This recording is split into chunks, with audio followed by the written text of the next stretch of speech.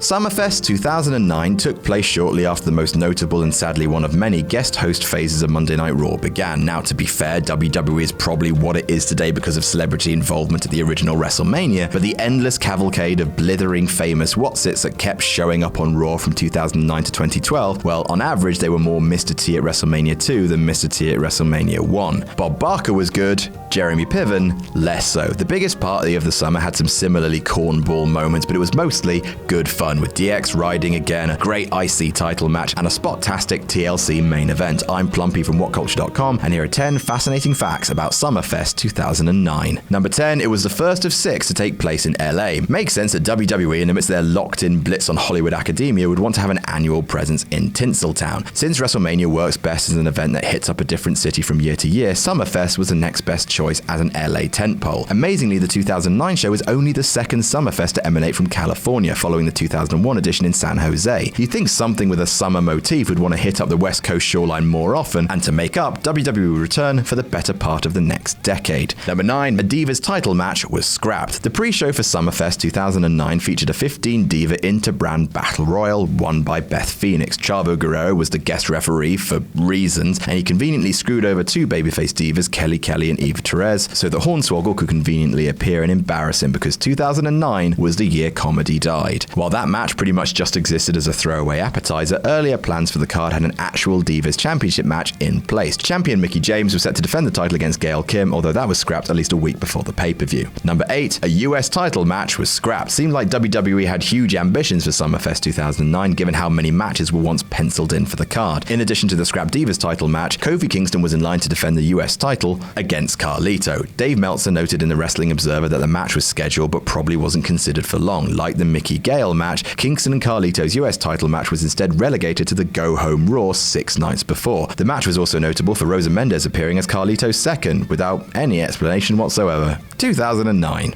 Number 7, they ignored Tito Ortiz. The WWE Hollywood connection was evident at SummerFest, given the celebrity roll call that viewers were treated to. The likes of Luke Perry, Robert Patrick, hey cool, the T-1000, and Maria Menounos, amongst others, were easily found by the TV cameras on the night. One of the few celebrities that escaped mention was iconic former UFC light heavyweight champion Tito Ortiz, who was on the front row. Before Brock Lesnar's 2012 return, it didn't behoove WWE to mention UFC on their broadcast. When Rampage Jackson became the latest in a long line of guest hosts on a June 2010 episode of Raw, he was promoting the A-Team movie, and the letters UFC were never mentioned once, nor were they allowed to be. Number 6, Rey Mysterio was suspended days later. Rey Mysterio has a habit of putting on amazing opening matches for SummerFest, and sure didn't buck that trend, defending his IC title against Dolph Ziggler. It was one hell of a match, Ziggler's first potential show stealer, with the parade of near falls proving that Ziggler could hang with the best, and that Mysterio, age and injuries be damned, could still deliver. 4 days after SummerFest, it was quietly announced on WWE.com that Mysterio had violated the company's wellness policy and was subject to a 30-day suspension. However, the suspension was held off until September 2nd, the day after he dropped the belt to John Morrison on SmackDown in an even better match than Mysterio-Ziggler. Mysterio was furious about the suspension, claiming that the test fail was because of a drug he'd had a prescription for, something in common with the raft of suspensions that were handed out last year. Number 5, DX vs. Legacy was considered as the main event. The match would mark Shawn Michaels' first in-ring action since he and Undertaker put together one of the greatest WWE bouts ever at WrestleMania 25. The full-blown reunion of D-Generation X after petering out in 2007 had potential to be the highlight of the night, even if Legacy was still finding their footing. Even days before SummerFest, the Wrestling Observer reported that DX vs. Legacy was under consideration to close out the pay-per-view. Since plans were for heels Randy Orton and CM Punk to walk out of SummerFest with both world championships, the thought was that fans could go home happy after seeing a reunited DX triumph. WWE eventually went with a heel winning at the end, but made sure to put a babyface spin on things, having Punk's celebration being cut short by Undertaker throttling him.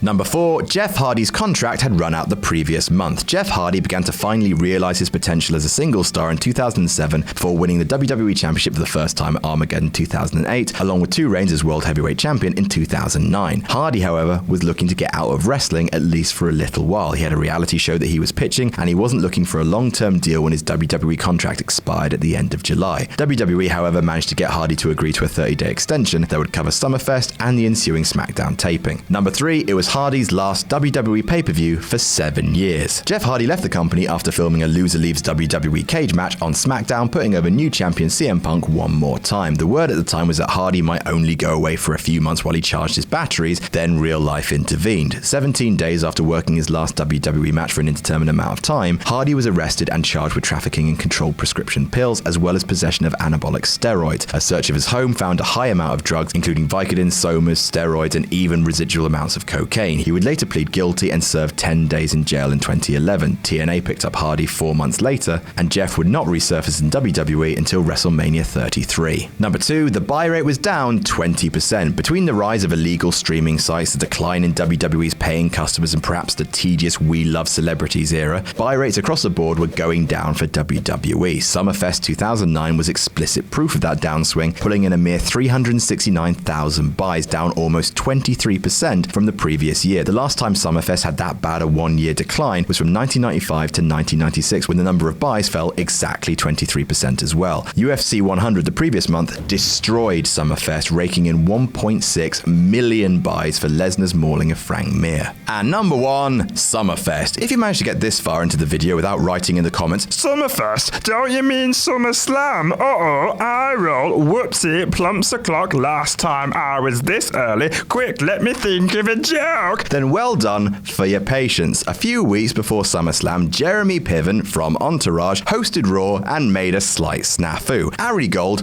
didn't watch wrestling and referred to SummerSlam as the Summerfest before John Cena immediately jumped in to correct him. Shawn Michaels poked fun at the gaffe the following week on Raw, and he wasn't the only one. Not only were fans internet-wide lambasting WWE and Piven, but the Wrestling Observer reported that a number of people within the company began mockingly calling the show Summerfest backstage. Apparently, guest hosts weren't that popular with WWE personnel either.